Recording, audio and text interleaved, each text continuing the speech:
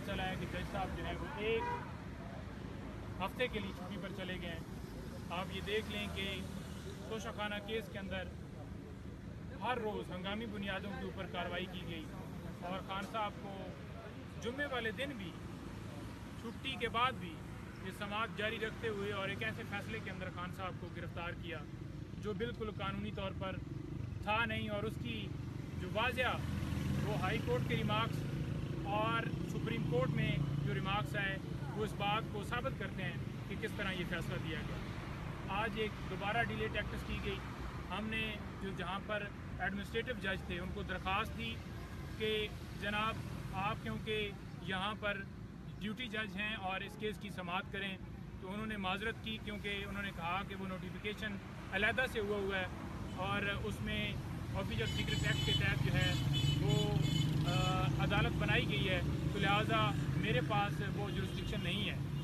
तो जुरिस्डिक्शन देखें, जो एंटी टेररिज्म कोर्ट के जज थे बेसिकली उनको ही चार्ज दिया गया था और यही बात हमने की, लेकिन इनकार आया। अब हम रजिस्ट्रार के पास इस्लामाबाद हाई कोर्ट में दरख्वास्त देंगे और ये कहेंगे कि जनाब खान साहब को जो इंसाफ है वो जस्टिस डिलेड जस्टिस डिनाइड वाला, जो आपको सबको पता है कि जब डिले किया जाता है सिर्फ़ और सिर्फ इस वजह से कि कोई ना कोई बहाना बना के, तो मतलब ये है कि आप उसको इंसाफ से महरूम कर रहे हैं। दूसरी बात यह है कि अटक जेल से जो खान साहब से मुलाकात हुई, उस हवाले से थोड़ा सा मैं आपको बताना चाहूँगा। पॉइंट वाइज मैं रखना चाहूँगा जो कि मैंने खान साहब के सामने बातें रखी और उनसे मैंने गुजारिश की कि काइंडली इसके ऊपर हमें लाजमी बताएं।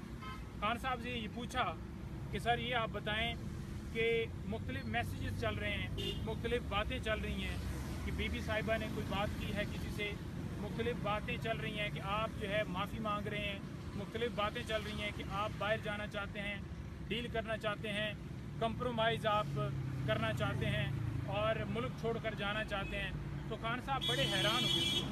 उनका दो टोक जवाब था। उन्होंने कहा कि ना तो मेरी जायदाद है बाहर, ना मेरा कोई पैसा बाहर है, ये मेरा मुल्क है और मैं इसमें ही मेरा जीना मेरा मरना इसी मुल्क के अंदर है और मैं ये हकीकी आज़ादी की जंग जो है अपनी कौम के लिए लड़ रहा हूँ। जमहूरियत की जो मेरी फ़ाइट है वो मेरी जारी रहेगी। रूल ऑफ लॉ के लिए, आइन की बालादस्ती के लिए ये मेरा मिशन है और ये मैं जारी रखूँगा। मैंने उनसे ये भी पूछा कि ये बात जो की जा रही है इसको हम कैसे बताएं, तो खान साहब ने वाज़िया ये बात करते हुए साथ में ये भी ऐड किया कि इस वक्त जो लोग बाहर से आए उन्होंने आके इक़्तिदार के मज़े लिए, पैसा जो है बनाया, पैसा लूट कर वो बाहर लेके चले जाते हैं, वहाँ पर उनके डॉलर पड़े हुए हैं। आज डॉलर डबल हो चुका है। डॉलर डबल होने की वजह से आज जो है वहाँ पर उनकी जायदाद जो है वो डबल हो गई है और ये सिर्फ आते ही मुल्क लूटने के लिए हैं। इनकी जायदादें बाहर हैं, इनके पैसे बाहर हैं, कोई लंदन में बैठा हुआ है, कोई दुबई में बैठा हुआ है। उन्होंने वाज़ह तौर पर कहा कि मेरा तो एक पैसा भी बाहर नहीं है, तो लिहाजा मेरा जीना मरना यहाँ पर है। डील के हवाले से बात करते हुए उन्होंने वाज़ह तौर पर तमाम बातों की तरदीद की है कि मैंने ना किसी से माफ़ी मांगी है, ना मैंने कोई ऐसी डील के हवाले से किसी को कहा है कि आप बात करें। जो खबरें चलाई जा रही हैं वो सारी झूठी हैं। उन्होंने वाज़ह तौर पर कहा कि इसका हकीकत से कोई ताल्लुक़ नहीं है और ये आप सदर पाकिस्तान का इख्तियार है। सदर पाकिस्तान डेट देंगे। आर्टिकल 485 के तहत वाज़ह तौर पर सदर को इख्तियार है। इलेक्शन जो कमीशन है उसके पास बेशक अमेंडमेंट्स की जाएँ एक्ट के अंदर, लेकिन ये इख्तियार क्योंकि आइन सुप्रीम है, आइन की प्रायोरिटी हासिल है, आइन के मुताबिक सदर पाकिस्तान डेट अनाउंस करेंगे और सदर पाकिस्तान को डेट अनाउंस करनी चाहिए। 90 दिन के अंदर इलेक्शन होने चाहिए। ये उनका वाज़ह मौक़िफ़ था।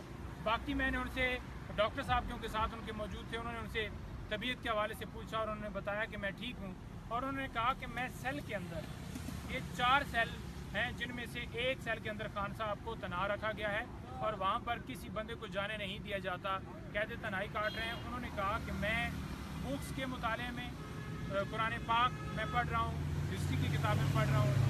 मेरा इस सेल के अंदर मैं एडजस्ट हो चुका हूँ, मुझे अब वक्त का पता ही नहीं चलता। 1 महीना मुझे हो गया है और मैंने कोई क्लेम नहीं किया कि मुझे सेल से बाहर निकालो या बेटर फैसिलिटीज़ दी जाएँ। मुझे जिस हालत में रखें, मैं इस कौम के लिए और इस रूल ऑफ लॉ